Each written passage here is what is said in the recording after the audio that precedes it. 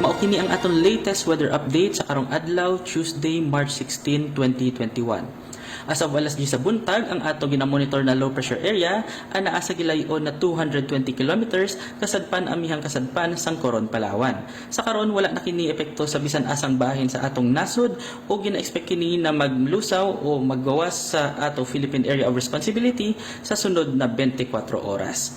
Samtang padayon nag-aapekto ang northeasterly surface wind flow sa extreme northern Luzon. Aduna say may tail end sa frontal system ang nag-aapekto sa silangan bahin sa northern ug central Luzon. Ug para sa atong forecast sa sulod sa 24 oras, ang tibuok Visayas makasinati og panagsang mapanganuron ngadto sa madagumon na kalangitan, inubanan sa mga patak-patak na pag-uwan, pagpanugdog og kilat tungod sa mga localized thunderstorms. Ug mauni ang atong latest weather update sa karong adlaw.